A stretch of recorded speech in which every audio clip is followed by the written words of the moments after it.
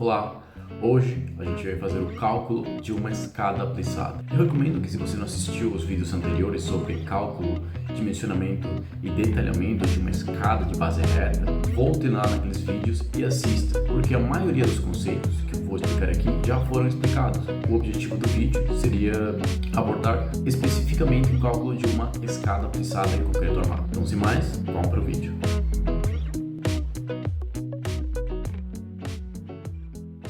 Então, o primeiro passo seria definir as características da nossa escada. Neste caso, nós temos as mesmas medidas da escada de base reta que foi dimensionada nos vídeos anteriores. Nós temos um comprimento de 3,50 metros e uma altura do lance de 1,63, 3,50 metros e 1,63,3. A espessura da escada ficou em 14 centímetros, então a gente vai manter a mesma espessura da escada, o comprimento do patamar de 1,20 m e apoiada numa viga superior e numa viga inferior. Lembrando que neste caso, para este tipo de escada que é simétrica, digamos assim, porque temos o primeiro lance que vai desde o nível térreo até o nível do patamar e depois o nível do patamar até o nível superior. Então, fazendo o dimensionamento de um lance, já teríamos o dimensionamento do outro lance, só teríamos que detalhar uma armadura do patamar, tudo bem? Beleza, então definidas as características da nossa escada, o próximo passo seria definir as cargas. Se vocês já assistiram, o vídeo anterior, perceba que no vídeo anterior nós temos uma carga no patamar e uma carga no lance. Os valores das cargas são diferentes. Neste caso, muda também os valores das cargas. Por quê? Bom, primeiro porque nós já não temos aqui no lance, já não temos uma laje, uma laje na parte inferior. Aqui, nós já não temos esta laje. Consequentemente, o peso próprio da escada é menor. Tudo bem? O peso próprio é menor. Além disso, perceba o seguinte: no vídeo da escada anterior, da escada de base reta, nós tínhamos uma carga inclinada. Com isso, nós tínhamos que multiplicar pelo cosseno do ângulo. Neste caso, não é necessário. Vamos obter cada um das cargas para a gente entender como é que funciona. Vamos lá, o que nós teríamos aqui? Primeiro, o diagrama de corpo livre, seria nesta linha verde aqui, o diagrama de corpo livre, lembrando que seria pelo eixo do elemento. Nós teríamos aqui a sobrecarga, a carga permanente e o peso próprio. Quem que é a sobrecarga? Bom, a sobrecarga a gente definiu que seria para uma escada residencial, de acordo com a NBR 6120, nós teríamos 250 kg por metro quadrado. Então nós teríamos aqui 250 kg por metro quadrado. A largura da nossa escada é de 1,20 m. Então, nós teríamos 250 kg vezes 1,20 m, 300 kg, 0,3 toneladas por metro. No patamar, esse aqui seria a sobrecarga no patamar. No lance, nós teríamos o mesmo valor. Por quê? Porque no lance nós temos uma sobrecarga que vem de cima para baixo, de forma horizontal. Nós já não temos uma carga inclinada, digamos assim, porque o diagrama de corpo livre já não é inclinado. Agora nós temos um diagrama de corpo livre com as medidas, as dimensões dos degraus, tudo bem? Neste caso, o mesmo valor de 300 kg por metro seria o mesmo valor aqui no lance, diferentemente do valor que a gente tinha na escada anterior. Teremos o mesmo valor no patamar e o mesmo valor nos degraus, Próximo, carga permanente. Quem que é a carga permanente? Bom, nós temos aqui que a carga permanente seria o quê? Tínhamos aqui 25 kg por metro quadrado, a gente já definiu isso por conta do revestimento. Então nós temos 25 kg vezes 1,2. Teríamos então 30 kg por metro. Este valor seria no patamar e também seria o mesmo valor no lance. Próximo seria o peso próprio. Quem que é o peso próprio? O peso próprio seria apenas a espessura da escada. A espessura é de 14 centímetros, a largura da nossa escada é de 1,20 m e o peso específico do concreto de 2,5. Nós teríamos 0,42 tonelada força por metro. O valor do peso próprio seria no patamar e no lance. Só que no lance nós temos o seguinte: quem que é esse peso próprio? Vamos fazer aqui com este. Seria isso daqui, tanto este valor aqui, este retângulo e este retângulo. Este daqui seria o valor do peso próprio, mas perceba que aqui falta este pequeno retângulo, e ele é o mesmo em todos os outros degraus. Ele é o mesmo em todos os degraus. Então este retângulo seria o que? Seria 420 kg por metro. Já no espelho, nós teríamos que colocar uma carga pontual representando este pequeno retângulo de peso próprio, que seria esta zeta aqui, uma carga pontual no nó. Tá? Quem que seria esta carga pontual? Bom, nós teríamos aqui 0,14 por 0,04. Então nós temos 0,04 vezes 0,14 vezes 2,5. Qual é a largura da nossa escada? 1,2. Então nós teríamos 16,8 kg, que seria então 16,8, 0,0168 tonelada força em cada nó, tá? Em cada nó dos nossos que representam o espelho, digamos assim. Além disso, nós teríamos também a carga permanente do espelho. Na escada de base reta, a gente colocou a carga totalmente distribuída. Neste caso, a gente vai colocar uma carga permanente em cada um dos espelhos, digamos assim. E qual é o valor desta carga permanente? A gente percebeu que seria 25 kg por metro quadrado. Então, nós temos 25 kg por metro quadrado vezes. Qual é a altura? 0,18. Qual a largura da escada? A largura da escala 1,2. Então nós teremos aqui 5,4 quilos, ou seja, 0,0054 tonelada força, tudo bem? Que seria este valor. Então este daqui seriam as cargas que atuam na minha escada plissada. Tá? Então perceba que nós temos sim uma diferença nos valores. Então agora a gente faz aqui o desenho, né, do diagrama de corpo livre. Percebemos que nós temos aqui 156.3 e 336 eixo a eixo, tá? Colocamos aqui o apoio de primeiro grau e o apoio de segundo grau. E agora a gente vai fazer o lançamento no F2, tá? Eu vou utilizar o mesmo arquivo do vídeo passado para termos os resultados, para a gente fazer o comparativo, né, de cada um dos esforços. Lembrando que todos esses arquivos eu estou deixando na descrição do vídeo, tudo bem? Agora no F2 a gente vai fazer o lançamento da nossa escada. Pode colocar aqui, esse aqui é o ponto 0, 0, 0. Então, aproximadamente 4 em x, y0, primeiro ponto, beleza? Seria este daqui. Próximo ponto seria 12.3 em y, foi 27 em x, 4.20. Próximo, 18, e seria agora 18, 27, 18, 27, 18, 27. Vou fazer aqui rapidamente. Depois que a gente já fez o lançamento das barras, agora a gente coloca os apoios, né? Eu quero que seja livre em x, tal, aplicar, foi. E aqui na parte inferior, eu quero que ele seja bom, x, y, apoio de segundo grau e apoio de primeiro grau. Tudo bem. Agora a gente vai fazer o lançamento das cargas, da mesma forma como foi feito, né, no lançamento das cargas da escada de base reta, que seria essa daqui. Nós teríamos o que? Nós teríamos a carga para o dimensionamento do estado limite último, que seria o somatório de todas as nossas cargas, carga permanente, sobrecarga e peso próprio, vezes 1.4, que faz esse lançamento aqui. Depois nós teríamos, nessa ordem, teríamos sobrecarga, carga permanente e peso próprio, sobrecarga, carga permanente e peso próprio. Então vamos lá. Então, eu separei os dois arquivos de escada de base reta e escada plissada, porque senão eu teria que criar outras hipóteses para o lançamento da escada plissada, tá? Mas basicamente é a mesma coisa. Então a gente abre aqui o da escada plissada e vamos fazer o lançamento das cargas. O que a gente tem aqui? A primeira hipótese seria o que?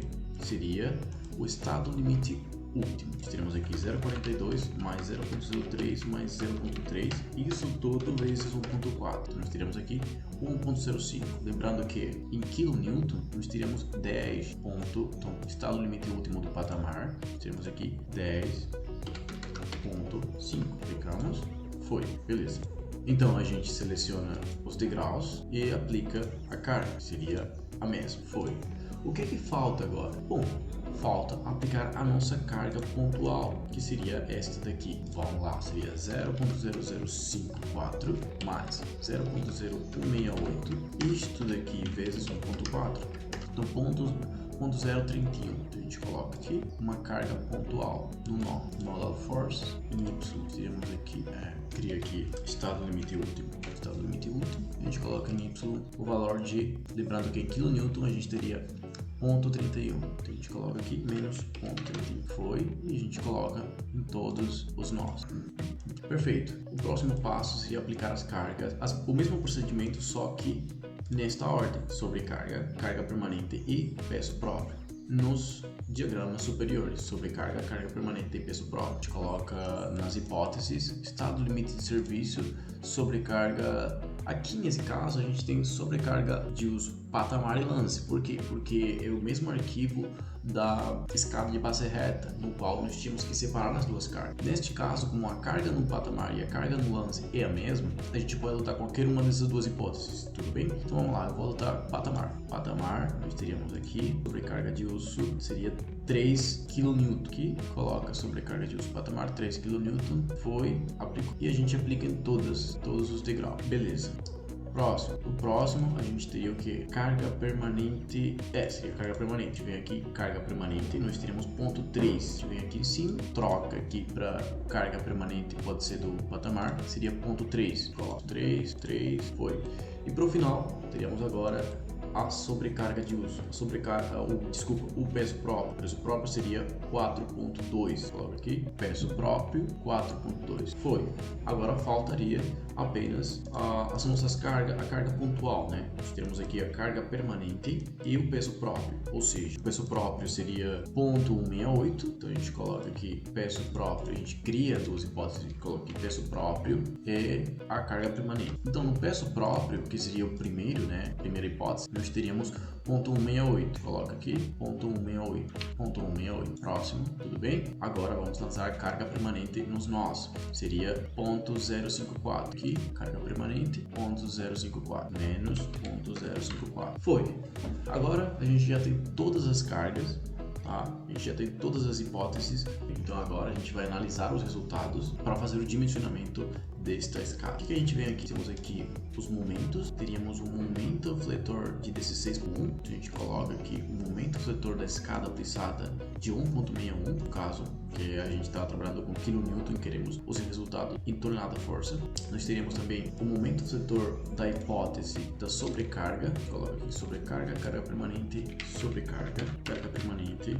O que a gente teria aqui? Nós teríamos aqui o momento fletor na sobrecarga, nós teríamos 4.2, ó, 4.2, você vê aqui ó, o valor de 4.2, aproximadamente 4.2. Este seria o meu momento fletor máximo da sobrecarga aqui, 4.2, ou seja, 0.42 tonelada-força metro. Próximo, aqui seria a carga permanente. Permanente seria 0.8, aproximadamente 0.8, que é o valor de 0.8, então 0.08 tonelada-força por metro. E para o final, nós teríamos o peso próprio, né? O próprio seria 6.8, percebe aqui que o momento fletor máximo seria 6.8, então a gente coloca 0.68 tonelada-força por metro. O que falta? Nós teríamos aqui a flecha pelo peso próprio, flash pela carga permanente e a flash pela sobrecarga de uso, tá? Pode até colocar aqui igual, próprio, carga permanente e sobrecarga de uso, foi.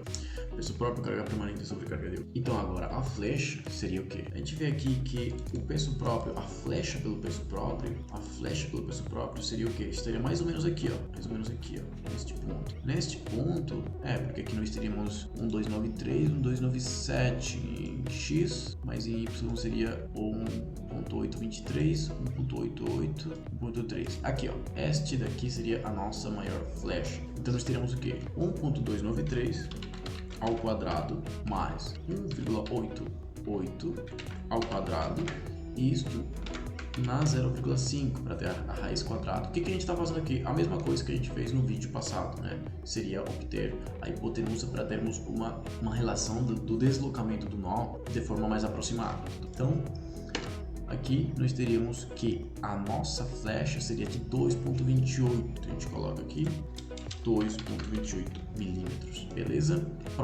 Próximo seria carga permanente. Carga permanente basicamente no mesmo nó, tá? Basicamente no mesmo nó, que seria este daqui.